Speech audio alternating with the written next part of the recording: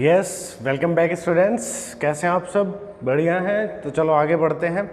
Previous lecture में हमने पढ़ा व्हीटस्टोन ब्रिज। व्हीटस्टोन ब्रिज क्या होता है बेटा? एक ब्रिज था, एक अरेंजमेंट था। हमने देखा कि किस तरह से वो बैलेंस सिचुएशन में आता है तो क्या हो जाता है, वो P/Q equals to R/S, 4 resistance का अरेंजमेंट था, वो सिचुएशन फॉलो करता है। मीन्स जो गैल्वेनोमीटर ब्रिज में जोड़ा जाता है, यहाँ पे देखते हैं ये जो गैल्वेनोमीटर जोड़ा जाता है इसमें करंट फ्लो होती है कि नहीं, तो आंसर है नहीं होती, तो इसलिए डिफ्लेक्शन भी नहीं आता इसमें। ठीक है, ये व्हीटस्टोन ब्रिज के प्रिंसिपल था।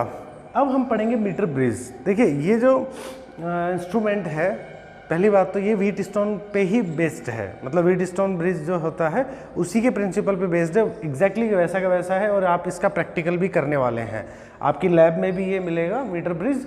तो देखिए क्या होता है, ऐसा instrument which is use to measure the resistance of a conductor.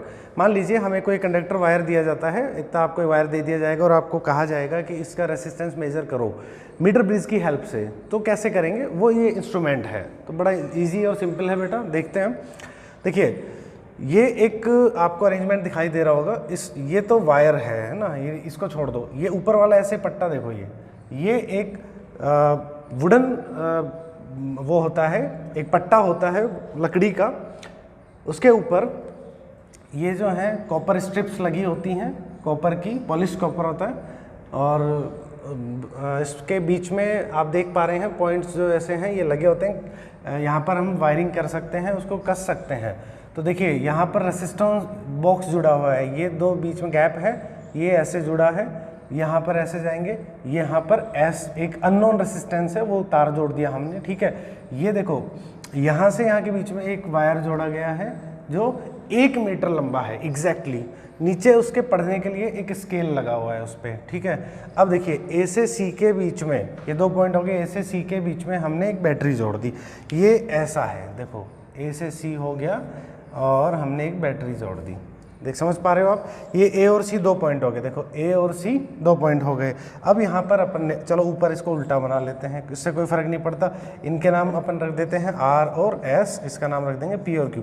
अब देखो आर और एस, आर यहाँ जुड़ा हुआ है और एस जुड़ा हुआ है। ए से सी के बीच में ऊपर 2 रेसिस्टेंस जुड़े हैं, नीचे पी और क्यू। अब पी और क्यू कहाँ है वो भी मिलेंगे अपने को। उससे पहले यहाँ पर बीच में देखो, ये जो नीचे वाला वायर है, यहाँ से हम एक वायर निकालेंगे, गैल्वेनोमीटर उसके बीच में जोड़ेंगे और ये ऐसे करके, इसको बोलते हैं जॉकी। जो मैंने वायर बना, एक ऐसे टच करने के लिए एक जॉकी होता है, मतलब उसमें वायर जुड़ा हुआ है, उसको जैसे ही टच करेंगे तो सर्किट पूरा हो जाएगा। तो जैसे मैं इस जॉकी को यहाँ टच करता हूँ, कुंजी बोलते हैं उसको, जॉकी कुंजी नहीं बोलते हिंदी में, हम सॉरी, जॉकी कुंजी तो की को बोलते हैं। जॉकी जो होता है स्लाइड करने के काम आता है। तो देखिए जॉकी है, इसका मतलब ये जो है पॉइंट, इस पॉइंट को हम नाम दे सकते हैं ए, या इसको बी और सी और डी, बी और डी के बीच में बेटा। तो ये बी हो गया आपका, और ये जहाँ भी टच करेगा, सपोज यहाँ टच करता है, इसका नाम हो गया डी। अब आपको समझ में आ रहा होगा, 1-2 रेसिस्टेंस ऊपर हो गए, 2 टुकड़ों में नीचे वाला वायर चेंज हो गया। देखो ए से डी पार्ट का रेसिस्टेंस कुछ होगा इस वायर का, और डी से सी पार्ट का रेसिस्टेंस भी होगा क्या, तो आंसर है होगा। ठीक है, तो आप इनडायरेक्टली, ये नज़र नहीं आ रहा बट एग्जैक्टली यही व्हीटस्टोन ब्रिज है। ये एक रेसिस्टेंस, 2 रेसिस्टेंस ए और सी के बीच में, नीचे वाला पार्ट ए डी एक बन गया, डी सी एक बन गया, और बीच में ब्रिज कौन बन गया, बी से डी, ऐसे बीच में गैल्वेनोमीटर जोड़ दिया हमने। अब काम क्या आएगा ये, तो आंसर है एस, अननोन रेसिस्टेंस है, उसको कैलकुलेट करना है। कब कर सकते हैं, तो आंसर है जब व्हीटस्टोन ब्रिज जो होता है वो बैलेंस कंडीशन में हो तब। उससे पहले एक नज़र चीज़ आ रही है आपको, रेसिस्टेंस बॉक्स, आरबी मतलब रेसिस्टेंस बॉक्स। ये क्या होता है, ये आप लैब में देखेंगे, एक बॉक्स होता है, उसमें बहुत सारे ऐसे वो लगी रहती हैं प्लग। तो जिस भी प्लग को आप निकालेंगे उस पर ओम लिखा है, 5 ओम 10 ओम, तो वही उतना ही रेसिस्टेंस यहाँ पर अलाउ हो जाता है, उतना ही रेसिस्टेंस काम करने लगता है। सपोज हमने आर मान लिया उसको। इसके बारे में थोड़ा डिटेल में मैं बताऊँगा कि वर्किंग कैसे होती है, बाद में साइड में बता देंगे आपको। तो देखिए बेटा, यहाँ पर आप देख सकते हैं कि अब जैसे ही मैंने यहाँ टच किया, अगर सपोज बैलेंसिंग कंडीशन नहीं है, जैसे मान लो बी से डी के बीच में टच करता हूँ तो बैलेंसिंग कंडीशन हो जाती है। सपोज इसको मैंने डी की वजह थोड़ा सा यहाँ टच कर दिया, तो क्या होगा, तो आंसर है यहाँ का पोटेंशियल इक्वल नहीं होगा। अगर जब बी और डी का पोटेंशियल इक्वल नहीं होगा तो क्या होगा, करंट फ्लो होगी। यहाँ की बजाय यहाँ टच कर दूँ तो तब भी गड़बड़ है। तो मुझे है ना ये वाला डी पॉइंट पता नहीं होता, मैं यहाँ टच करता हूँ तो इसमें डिफ्लेक्शन आता है, मैं इधर टच करता हूँ डिफ्लेक्शन, तो धीरे धीरे मैं इस पर स्लाइड करते करते करते करंट ऐसे डिफ्लेक्शन, तो एग्जैक्टली जब डिफ्लेक्शन 0 पे आ जाता है, मतलब गैल्वेनोमीटर में करंट नहीं पास हो रही है, तो मैं क्या समझ जाता हूँ फटाफट, मैं ये समझ जाता हूँ ये वाला जो पॉइंट है मेरा डी पॉइंट है। बिकॉज हमारा बैलेंसिंग कंडीशन व्हीटस्टोन की है ही क्या, तो आंसर है बेटा यही तो है कि जब गैल्वेनोमीटर में करंट फ्लो ना हो, that is our principle of Wheatstone bridge. तो जैसे ही हमने देखा कि डी पॉइंट पे टच किया तो करंट फ्लो नहीं होती। अब हमारे सामने बिल्कुल सिंपल बात है, करंट बीच में फ्लो नहीं हो रही, एक रेसिस्टेंस ये रहा, एक ये रहा, एक टुकड़ा ये बन गया, एक टुकड़ा ये बन गया, बीच में व्हीटस्टोन ब्रिज बन गया ये तो, बस ये बाकी तो लकड़ी पट्टे ही तो हैं। और ये स्केल क्यों लगा रखा है अभी बताते हैं। सपोज जो ये है हम जानते हैं 0 से 100 सेंटीमीटर 1 मीटर का वायर है, मैंने इस स्केल को पढ़कर यहाँ तक डी पॉइंट तक इस पार्ट को मैं पी नाम दे देता हूँ, इसका रेसिस्टेंस हो गया पी, और इसकी जो लेंथ है बेटा इस लेंथ को मैं नाम दे देता हूँ एल लेंथ, ठीक है, एल लेंथ मिल गई यहाँ तक, पी को ऊपर लिख देते हैं, दिस इज एल लेंथ और क्यू यहाँ लिख देते हैं। तो ये अगर एल लेंथ है तो ये 100 सेंटीमीटर में से बची हुई कितनी होगी, तो आंसर बेटा 100 माइनस एल, हाँ या ना। स्केल इस काम आता है कि जैसे ही मैंने एल पढ़ा तो बची हुई कितनी है 100 माइनस एल है।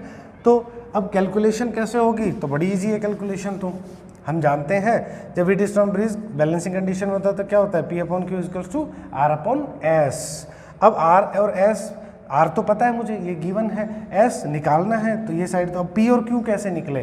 तो अब यहाँ पर एक बात आती है, बड़ा सिंपल है कि अगर मैं मानूँ इफ़ यूनिट लेंथ का जो रेसिस्टेंस है इस वायर का, इफ़ द रेसिस्टेंस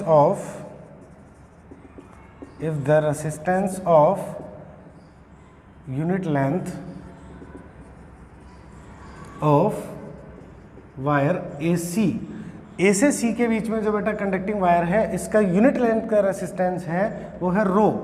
अगर हमने रो इसके यूनिट लेंथ का माना तो एल लेंथ का रेसिस्टेंस कितना होगा, तो आंसर है रो इंटू एल, और वो किसके इक्वल होगा, तो बताओ पी के, क्योंकि ए और डी के बीच का रेसिस्टेंस को क्या माना है पी। अगर यूनिट लेंथ का अगर रो है तो हमने मान लिया बस, ठीक है, क्योंकि वो कैंसिल आउट हो जाएगा। देखना यहाँ से यहाँ तक का रेसिस्टेंस कितना आएगा, रो इंटू एल, यहाँ डी और सी के बीच का कितना आएगा बेटा, तो आंसर है इसकी लेंथ इंटू रो।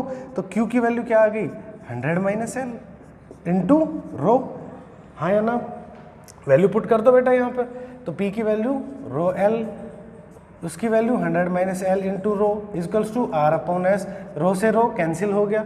अब यहाँ से S की वैल्यू निकाल सकते हो तो आंसर निकल जाएगी, तो ये आएगी S की value 100 minus L upon L into are.